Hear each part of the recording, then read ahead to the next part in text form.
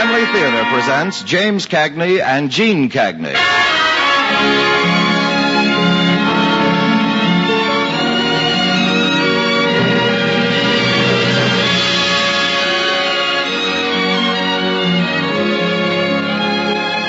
From Hollywood, the Mutual Network, in cooperation with Family Theater, presents The Redhead, starring James Cagney and Gene Cagney.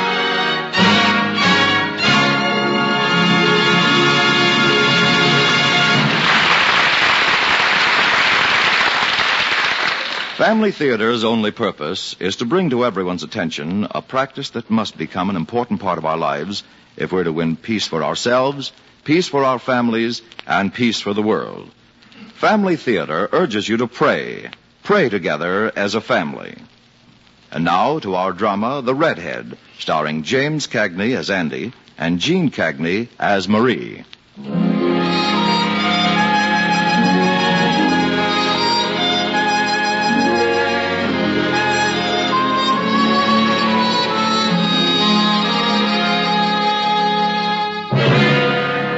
Marie Johnson's gone away from our town. She's gone away, and there are many who will mourn her. And some, while mourning others who were close to them, will wonder what happened to that pleasant nurse who worked so hard and did so much when things were going their worst.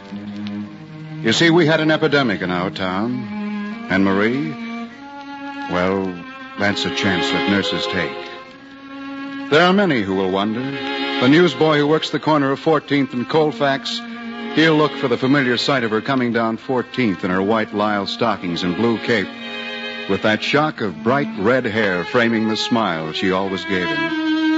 And the cashier at Schroeder's cafeteria, she'll look along the service line for her and probably resent it a little whenever someone else uses the corner table Marie had used so often. There'll be an extra copy of the Saturday Evening Post at Walgreens drugstore from now on, and an empty seat on the 815 Colfax Avenue car. The conductor, a Mr. Meehan, will wonder about her when he makes a stop at William Street, and perhaps he'll let the light change twice before he goes ahead, thinking that at any moment she might run down the steps of that big gray apartment building and be grateful that he waited. Then perhaps, after a few days, he'll think she's moved away, gone to live with her parents or something, and in a way, he'll be right. She's moved away, all right, but she left so much behind her in our town. If you want to know how much, ask this man.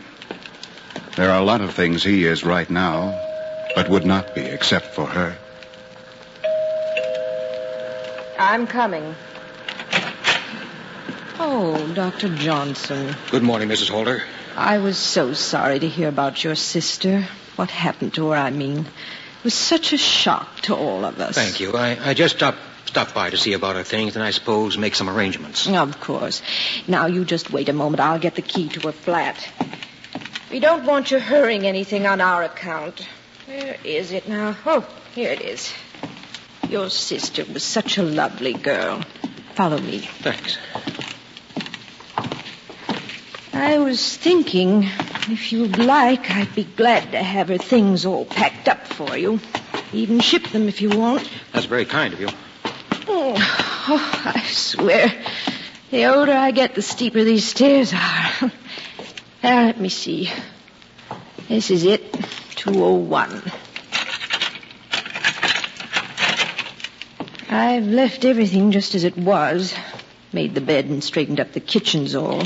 Thank you, Mrs. Holder. And if you don't mind, I'd kind of like to be alone for a little while. Of course you would. Here, Doctor, you take this key, and then you can come and go as you please. You remember now, I'll be glad to do what I can. Like my own daughter she was. Thank you very much. I may call on you. Thank you.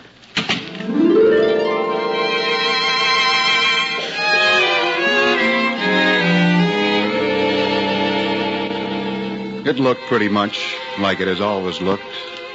Full of little things that people use to try to make an apartment feel like home. Knick-knack shelves, doilies pinned on furniture, lace curtains trying to hide the roller shades, and photographs.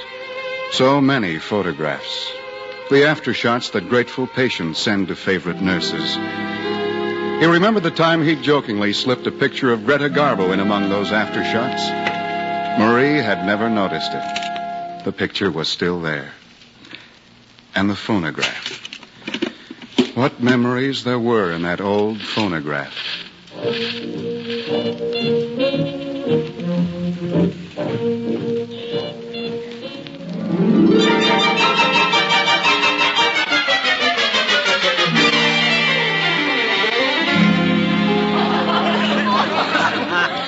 Quiet, everybody. Quiet. Quiet. Now, somebody shut that thing off. I thank you. Ladies and gentlemen, I wish to propose a toast to a man who, up till today, had only one claim to fame, a beautiful sister. My friends, I toast the new physician, Dr. Andrew Richard Johnson, who on this day, through the grace of God, an easy internship, and perhaps a little cribbing on exams, has been enrolled in the ranks of the medical profession. May he live a long, fruitful, and medicinal life. And may he have an anniversary party every year. My friends, from the bottom of my heart, I thank you. And as I look from your beaming faces to the fruit punch, which my sister started off as a completely harmless beverage, I am brought to the sudden and happy realization that some of you, who are only my dear friend tonight, may be my patients in the morning. So I'd like to mention I'll be on call from 10 to 6, and I'll be doing business at my father's old office at City General. I thank you. Ah, good speech, Andy. Yeah, it was it? Say, Doug, you look a little peaked. Let me see your tongue. Oh, now cut it out. Have you seen Marie? No, but if you see her, remind her she owes me a dance. All right. Pardon me, miss. Did you call for a doctor? Yes, but I only want one little dance with me. Well, I'm your man. Say, this is a pretty big party. You must be a very important fella. Not yet. You see, I've got a very good-looking sister. Honey, do you mind if we don't dance? No, I don't mind. Want to talk? Yeah. Well, come on, we'll go into the kitchen. Hey, you two. I don't think this is exactly sporting of you, Andy, taking the best-looking girl here out of circulation. Doug. How about it, Marie? Isn't this our dance? A little later, Doug. I have to fix some more sandwiches. Fine, I'll help. You want to help, is that it? And I won't take no for an answer. Well, I'll tell you how you can be really helpful. You go over there by the piano and you ask Dr. Murphy's wife to dance with you. And then you tell her to stop looking for her husband because he had to go out on an emergency call.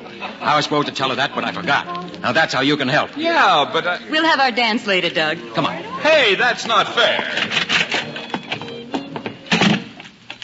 Sit down. Thanks. Frightened, Andy? Oh, how'd you know? You look frightened. You shouldn't be, you know. It's a big thing, a big thing, and I don't like it. Oh, Andy. Well, can I say anything else? It was different in Dad's day. It was a different profession. When he started, almost every doctor was a general practitioner with a little knowledge about everything. Oh, a man would do as much as he could, and nobody expected anything more. Well, why are things so different now? There are a lot of reasons. These are times of great specialization in medicine, and you know why? Because the body is too complicated for one man. No one man could keep all the necessary knowledge fresh in his mind. And my field? Mine is the most complicated field of all. Internal medicine. Then... Why did I choose it? Mm-hmm. It's where I belong. At least, I thought it was. Through it, I thought I could do the most for the most people. You know what I mean? I know what you mean, big brother. Well, it's where I belong, but I've got to be good. The best in my field. Marie, do you think I'll ever be as good as Dad was? You can if you try. Just work hard and you'll see. I promise you that. I guess you think I've lost the old zip.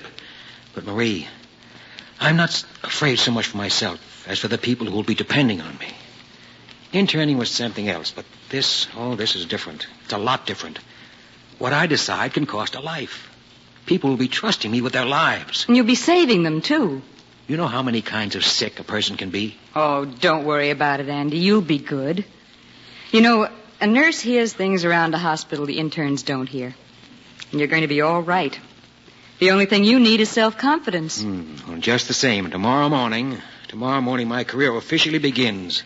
So if you don't mind, in fact, even if you do mind, I'd like to appoint you my guardian angel. If you like, Andy. It's like you say, a nurse hears things around the hospital, and the others will know better than I will if I'm doing a good job. Marie, don't ever let me be anything but the best. You know what I mean? I know what you mean, Andy. I promise you I'll do my best. I'll do my best.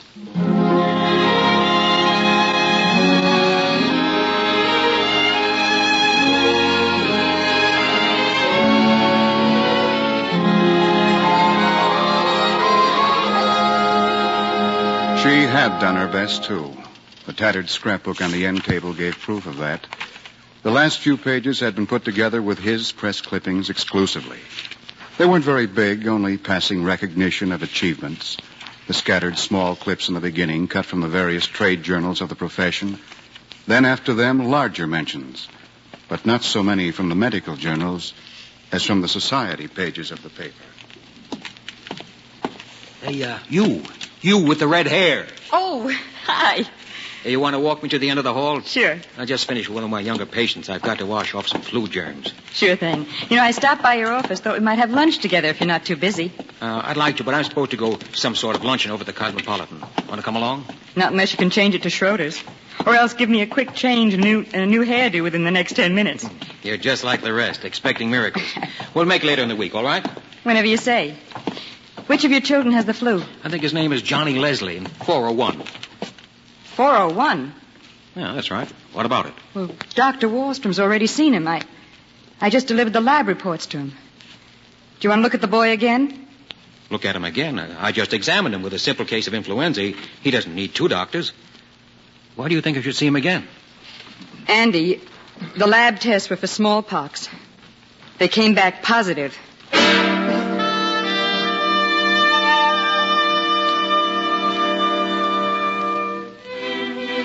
Yes, the boy had had smallpox, and thanks to the very capable Dr. Wallstrom, he's fully recovered. It had been quite a blow to Andy. That incident had almost stopped him right in the middle of his social climbing. Almost, but not quite. There was a picture with the last entry in Marie's scrapbook. It was captioned, Miss Alice Everett Downey, escorted by Dr. Andrew Richard Johnson, attends the opening of the opera season at Central City. A story accompanied the picture.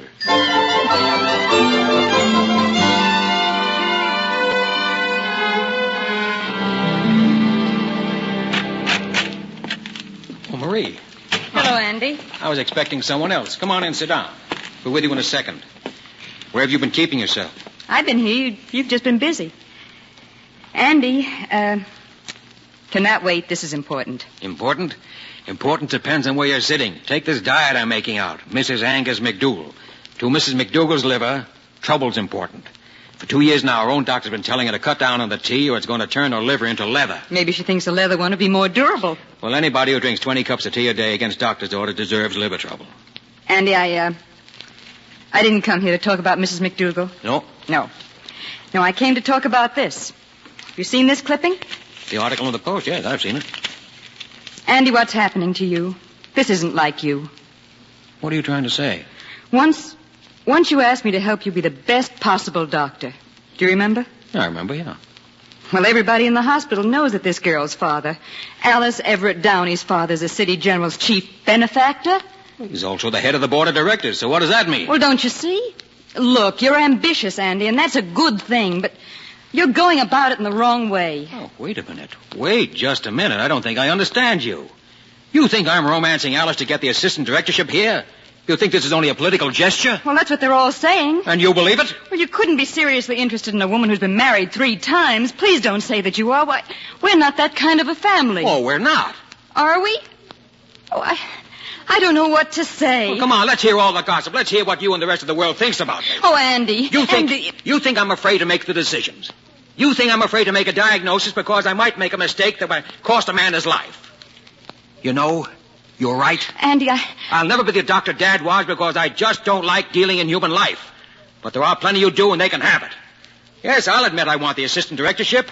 I want it very much because hospital administration is the only phase of medicine I'm fit for. Oh, Andy, I'm the desperate doctor, the guy who thinks for the hospital. I'll be happy to do all my operating on a scratch pad and my diagnosing in the hospital's accounting department. And the sooner, the better. Andy, But I'll tell you this. I'm not using anybody to get what I want. Not Alice or anyone else, and I don't need you or anyone else to run my life for me. Now, do you understand me? I understand. Don't worry, Andy. I won't interfere anymore.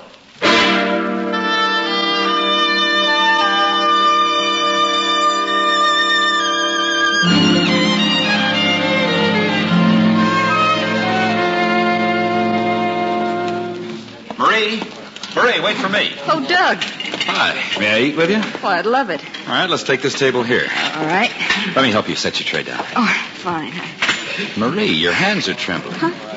Are you feeling all right? Oh, I'm fine, thank you. Just a little tired, that's all. I'm glad you still care. Still care? Hey, how about breakfast tomorrow morning? All right. That's a strange kind of a date. It's the best I can offer. They got me riding ambulances now, all night long. A full-fledged doctor in an ambulance? Scandalous, I know. But somebody's got to do it. And so many people are sick. This new virus thing. Mm-hmm. You know, Marie, we've got the makings of a fine epidemic here in our town. I'm afraid you're right. I've been working late every night for a week. Hey, are you sure you're feeling all right, Marie? Huh? Oh, sure, just tired. But if you don't stop... All right. We'll talk about something else. How's Andy? I don't know. You don't know? I haven't seen him for about 2 weeks. Marie, what's happened to him? What's changing him? Oh, a combination of things, Doug. Old Downey's daughter? That, but there's something else, too. He says he's afraid. Afraid? Of making mistakes that might cost lives. That old bugaboo. But he's an able doctor. Oh, but with so little self-confidence. I've done all I can. Which I suppose is about all anyone can do. Poor old Andy. Ambitious but uncertain, so he pours all his education and talent down the drain of hospital politics. Oh, don't say that, Doug. He'll come out of it all right. I know he will. He's just confused. I'm going to have a talk with him. Oh, Doug. I am. I'm going to tell him about this conversation. Maybe I can talk some sense into him. It's the least I can do for an old friend. Now? If I don't do it on my lunch hour, I won't have time for it. Well, good luck. Oh, say, Marie, about our date. I'll check with you later. Where can I find you? Ward 3A, Contagion. Contagion? Don't look so worried, Doug. You know, if you worry so much about well people, you must frighten your patients almost to death. You go talk to Andy. I do wish you'd take the rest of the day off. Go home and sleep. Oh, but there's so much to do. Please? Well, if it'll make you feel better, I will. Good. And I'll see you at 8 o'clock tomorrow morning, then. I'll be waiting for you.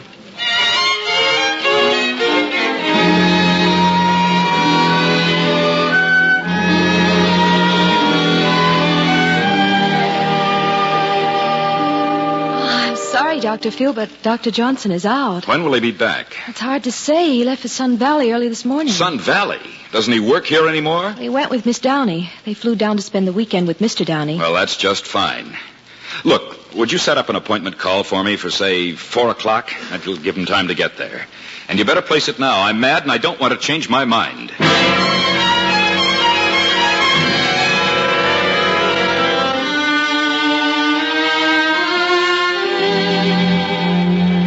Doug hadn't changed his mind. He did talk to Andy. And Andy had made the kind of mistake he'd always dreaded most. A wrong decision. He had decided to stay out his weekend. The weekend the epidemic started in our town.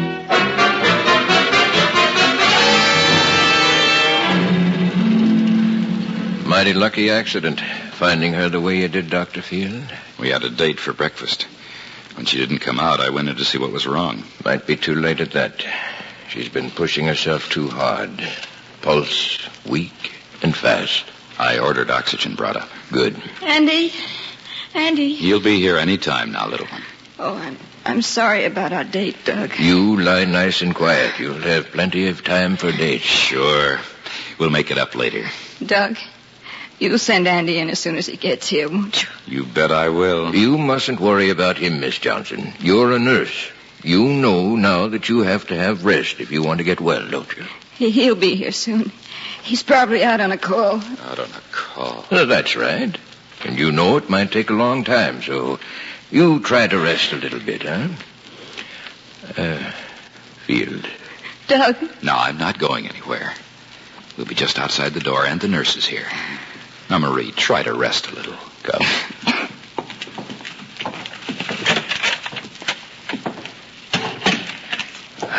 What's the matter with that brother of hers? He's on his way from Sun Valley. If he'd only come back when I'd asked him to. Sun Valley? Did he know she was sick? No. I wasn't sure she was myself. I just told him he was needed. I guess I lost my temper. Young epidemic on our hands. What was he doing in Sun Valley? He was with the hospital's chief benefactor. Politics. Well, all we can do is wait. I don't think she'll sleep until she sees him. She didn't know he was going? He left her a note at the hospital, but I sent her home early. She didn't get it. Well, waiting is all we can do. Just wait.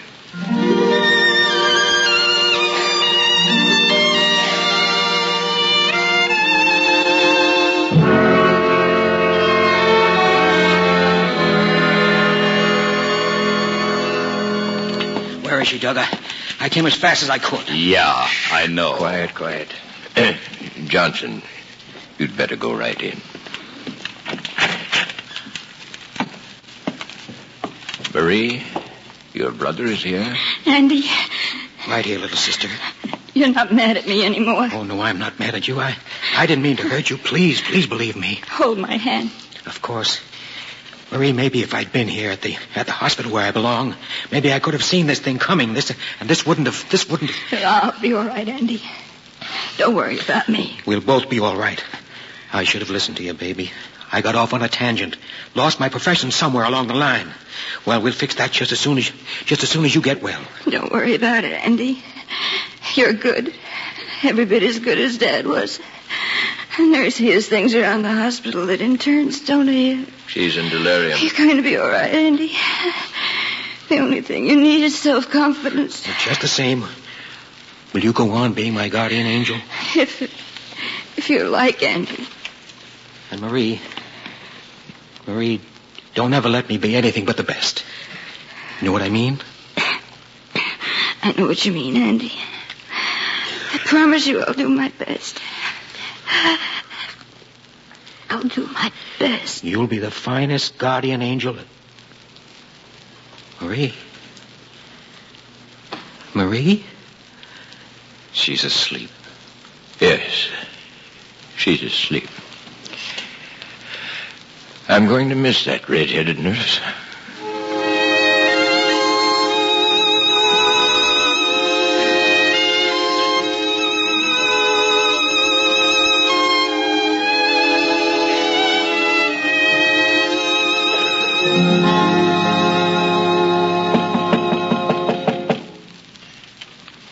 Yes? Dr. Johnson, are you all right? Yes, sir. Yes, Mrs. Halter. The hospital just called for you. The hospital? They seem quite upset. Seems you're overdue for some affair of something. Oh, yes. I'd forgotten. Thank you. I told them you'd be right over. I hope that was right. Yes, it was. Thank you.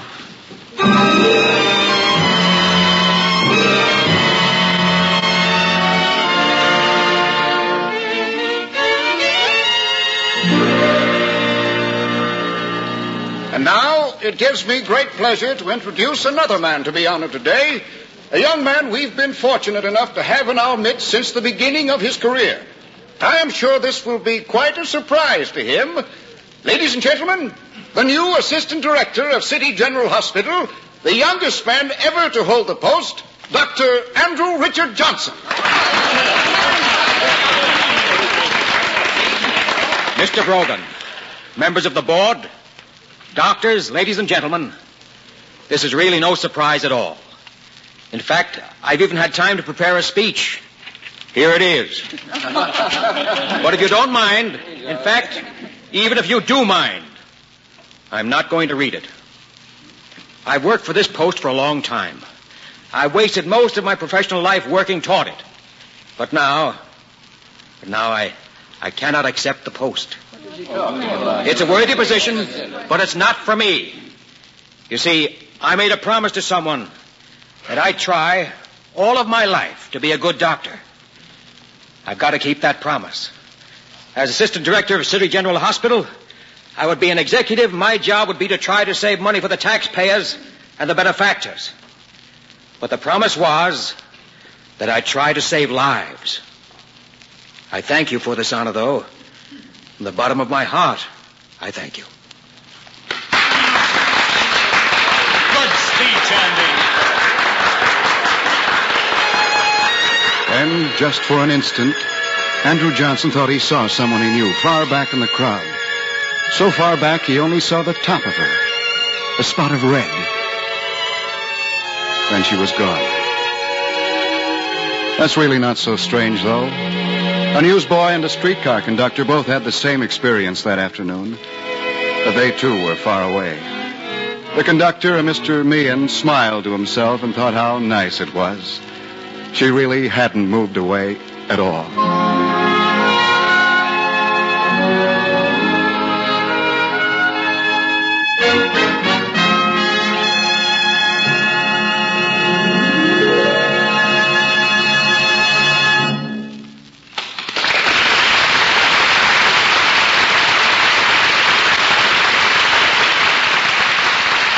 Here again are our stars, Gene and Jimmy Cagney. Thank you for your fine performances, Gene. Jimmy? Our thanks to Family Theater, Tony. You know, it isn't very often I get a chance to work with my little sister on the same program. A lot of fun. Then I hope you'll both be putting in another appearance very soon. Just invite us. Well, consider yourselves invited. And say, while I have the two of you here, I'd like to ask you a question about the theater. Well, don't make it too hard. What is it, Tony? We'll try to answer it. Well, it's just this. What is it that makes a performance good and that makes an actor a good actor? Generally a good part. Well, that's very much a matter of opinion, Tony. Jeannie, do you want to give me your opinion? Well, we think the answer is intention, Tony. Intention? Mm-hmm. It's one of the late and much-loved Walter Houston's pet theories, and I hold with him. It's a little hard to define, but you can call it an added intensiveness or a kind of grown-up let's pretend. But it works. It works if you go into a part with the intention of being believed. Oh, it's hard, and it requires extra effort and time, and there's no getting away from that. But after all, the final result is worthwhile, and that's what you're interested in. Prayer is like that, too. The physical act of praying is extra effort, and it does take time. And sometimes, under some circumstances, it can even be hard work. But the final result is worth much more than what it costs in effort. For an example, take a family of 4, 2 active youngsters, a father who likes to take a nap after dinner, and a mother who's right in the middle of a good book and wants to get back to it. It does require a little something and time and effort from those people to remain at the dinner table for a few added minutes to engage in the very wholesome practice of family prayer. But look at the results. Through family prayer, they invite God's richest blessing down in their home, and through prayer, they strengthen the family morally, spiritually, even physically. For it's true. The family that prays together stays together. More things are wrought by prayer than this world dreams of.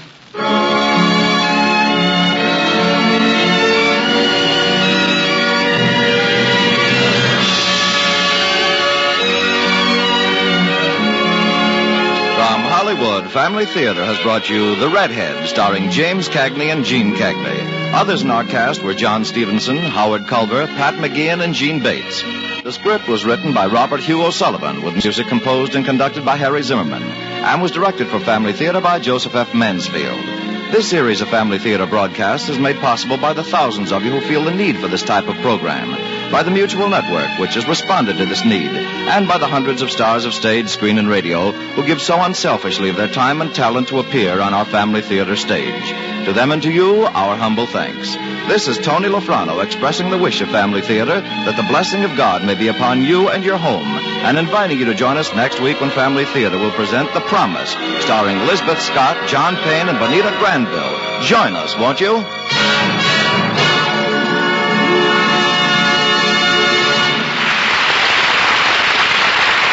This is the Mutual Broadcasting System.